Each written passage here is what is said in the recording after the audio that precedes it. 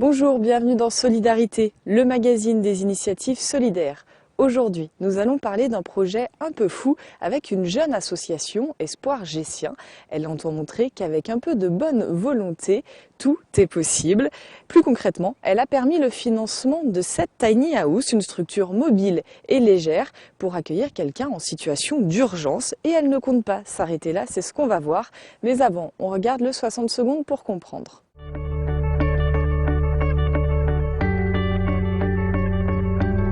Créée le 30 juin 2015, l'association Espoir Gessien a pour objectif d'offrir un logement d'urgence et un accompagnement à celles et ceux, seuls ou en famille, qui se retrouvent seuls et privés d'un toit en raison des circonstances de la vie.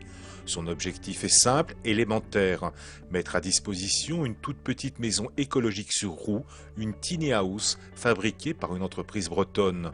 Ce petit chalet très fonctionnel est doté de toutes les installations nécessaires au quotidien. Ce logement doit permettre à ses bénéficiaires de se retrouver, de faire escale, le temps nécessaire pour rebondir dans la vie, qu'il s'agisse de réapprendre les gestes du quotidien, de remplir diverses formalités administratives, d'être écouté, d'être entouré, pour que la promesse d'un nouveau départ soit rendue possible. À terme, le hameau sera composé de 3 tiny house ainsi que d'un espace commun.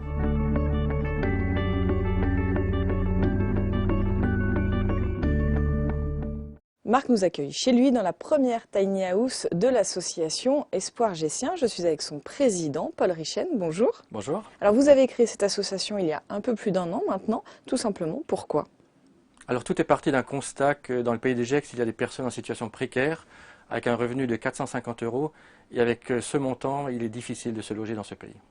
L'idée, c'était vraiment d'intervenir sur la partie hébergement, l'hébergement d'urgence, pouvoir intervenir facilement auprès des personnes sans logement. Oui, alors notre spécificité est vraiment le logement temporaire, logement d'urgence, mais aussi l'accompagnement. Donc on souhaite offrir aux personnes non seulement un abri, mais aussi un tremplin pour rebondir dans la vie. Et pour choisir justement ce tremplin, vous avez fait le choix d'une tiny house. Donc c'est là où on se trouve, c'est une sorte de caravane en bois, sur roue. C'est important que ce logement soit temporaire, mobile. Oui, alors l'idée était de concevoir un petit hameau avec quelques maisonnettes. Une tiny house, c'est une maisonnette où les personnes ont leur chez-soi dans un cadre de verdure. Et puis, vraiment, ils sont autonomes et puis ils puissent vraiment se retrouver un logement plus tard, comme vous et moi. Donc là, c'est la première. Elle est occupée par Marc, on l'a dit, depuis le mois de février. Je vous propose d'écouter son témoignage. Jean-Paul Crespi l'a rencontré et on se retrouve juste après.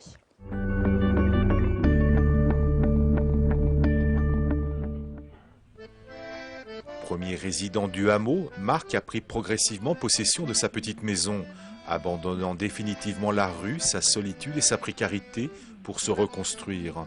En 8 mois, il a retrouvé son identité et sa volonté de s'imaginer un avenir loin de son passé, un passé qu'il garde cependant en mémoire pour ne pas oublier le chemin parcouru. J'étais tombé très bas, il faut le dire. Je ne m'y attendais pas, quoi. Et donc automatiquement, ça m'a fait un choc quand même. Ne plus dormir, toujours penser. Pourquoi et est-ce que je peux m'en sortir? Est-ce que ça va aller mieux? Est-ce que voilà quoi. Beaucoup de choses qui font que ça travaille beaucoup dans la tête. Ça fait très mal, c'est plus que physique. Oui. Et puis j'ai eu la chance de connaître des gens formidables par rapport à cela.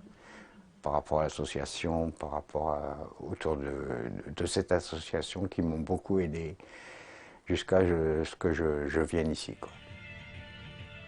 Il n'y avait pas de deal au départ, c'était voilà, on t'emmène pour espérer que tu t'en sortiras.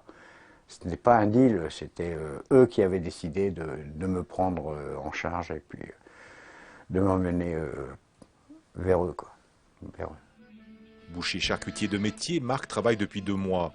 Une réussite, la confirmation qu'il est encore à 61 ans en âge de travailler. Pour moi, c'est une maison. Pour moi, c'est un lieu où on est reposé. Quand on rentre, on est heureux de revenir ici. Voilà. Je suis très heureux d'être dans cette maison. Et je me suis reconstruit, mais jour après jour, mais sans me poser la question du plus dur par rapport. Bon, le plus dur, ça a été vécu. Donc maintenant, c'est l'avenir qui compte, et pour moi, je pense qu'il faut que je continue dans ce chemin que l'occasion et que cette association m'a donné, parce que je ne pourrais pas faire autrement, ce serait trahir. Tout simplement. Je resterai toujours dans l'association Espoir Gessien.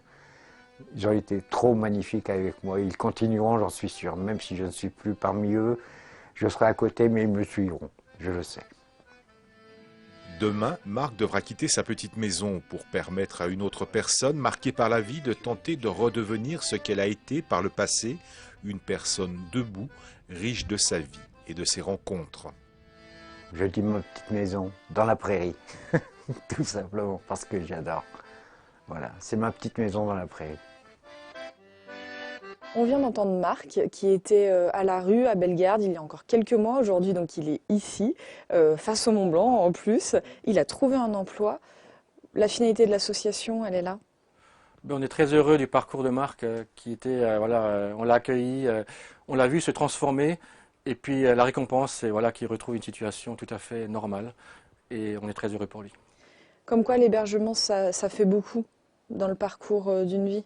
Mais je dirais l'hébergement, c'est le point de départ pour pouvoir se présenter à un employeur, pour retrouver une dignité et puis finalement retrouver sa place dans notre société. Oui. Vous l'avez dit, vous voulez faire un petit hameau de maisonnettes. Comment ça va se passer, s'organiser la vie sur ce terrain? Donc l'idée, c'est d'avoir 3 maisonnettes équivalentes à celle-ci et au centre de ce hameau, un espace commun où les gens pourront avoir une buanderie, un coin de discussion pour prendre un thé ou un café ensemble et puis un lieu de vie, tout simplement. Il y a une vraie chaîne de solidarité qui s'est constituée autour de votre projet. Il y a déjà tous les membres de l'association, il y a vous, votre engagement au quotidien, il y a la collectivité qui a participé en mettant à disposition gratuitement ce terrain, il y a les voisins, il y a, voilà. La solidarité, c'est tout ça, quoi. Mais on a été, je dirais, surpris et heureux de voir tout le réseau qui se mettait en place. Finalement, nous sommes un tout petit maillon dans cette chaîne de solidarité et on veut simplement être un maillon parmi les autres et travailler avec les acteurs sociaux. Et on est ravis par la fraternité et puis la solidarité qui s'est manifestée, effectivement. Vous vous attendiez pas à ce que ça prenne si bien, si je peux dire? Je dirais que ça n'a pas été dans notre contrôle. Donc on espérait, on lançait des appels et finalement il y a eu des réponses. Donc oui, on est très heureux. Le nom de l'association Espoir Gessien, le mot espoir, il a tout son sens dans ce que vous faites ici. Effectivement, on pourrait décliner le mot espoir de la manière suivante. Espoir, c'est d'abord l'écoute, mais c'est aussi la solidarité. C'est le partage, non seulement le partage d'une maison, mais le partage du temps, d'une compétence. C'est aussi une orientation pour une future activité professionnelle. C'est l'insertion et c'est un refuge où les gens se sentent bien pour repartir comme vous et moi. Les personnes que vous accueillez, elles viennent à vous, vous allez les chercher, comment ça se passe, comment ça se crée ce lien? Alors ces liens peuvent avoir des origines très différentes. La première était un journaliste qui nous a appelé un jour pour dire est-ce que votre association peut aider telle personne? C'est un exemple. Un autre exemple, c'était une personne qui venait du nord de la France qui a dormi 15 jours à Saint-Genis-Pouilly. Et un jour, le voisin nous appelle en disant mais j'ai l'impression qu'une personne dort dans le parking depuis 15 jours. Donc les origines peuvent être diverses et c'était juste 2 exemples. Marc, comment ça s'est passé? Alors Marc, c'était un journaliste qui avait fait la présentation de notre association au niveau du pays de Gex. Et c'est lui qui nous a appelé en demandant si on pouvait prendre contact avec ce monsieur qui dormait dans la rue tout près d'ici. De quoi vous avez besoin si les gens qui nous regardent ont envie de vous donner un coup de main? Mais je dirais nos besoins sont multiples. Les encouragements sont importants, mais les moyens financiers aussi. Donc on cherche maintenant des fonds pour la 3e Tiny House que l'on espère acquérir en 2017. La deuxième arrive pour une famille, hein. Elle sera un petit peu plus grande que celle-ci, je crois. Voilà, la prochaine aura 2 couchages au niveau supérieur et un couchage au niveau inférieur, effectivement. Elle est arrivée il y a quelques jours donc sur ce terrain. Jean-Paul Crespi était là au moment de l'arrivée. Merci beaucoup, on regarde leur partage. Mais merci à vous.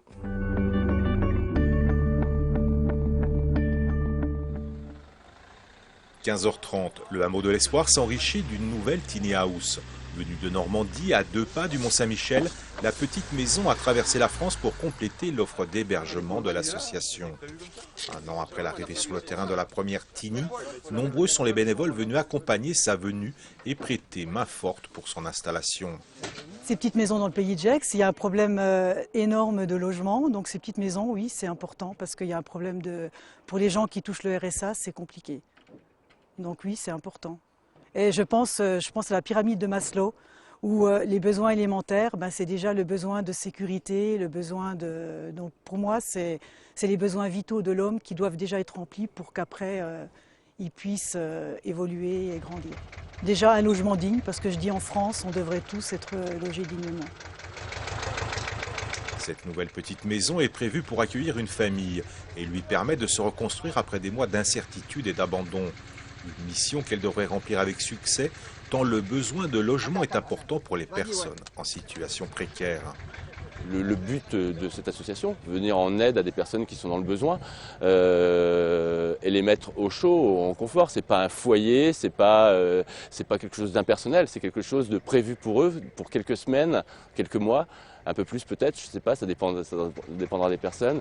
Et puis en tant que constructeur, on connaît tous les recoins de cette tiny et on sait très bien que cette personne va avoir un confort optimal pour pouvoir se refaire une petite vie, une petite santé. Je pense qu'il faut être motivé, puis il faut se mettre aussi soi-même à la place de ces personnes et se dire que ça peut être nous un jour ou l'autre. Et on serait content d'avoir une main tendue. Ce qu'on peut nous souhaiter, c'est que la personne rebondisse, parce qu'en fait, notre objectif, c'est qu'elle puisse retrouver le chemin vers la réinsertion et qu'elle puisse reprendre un nouveau départ dans la vie. Voilà. Insolite et écologique, la Tiny House est construite en bois. Longue de 6 mètres, cette maison minuscule, habitable toute l'année, optimise son espace.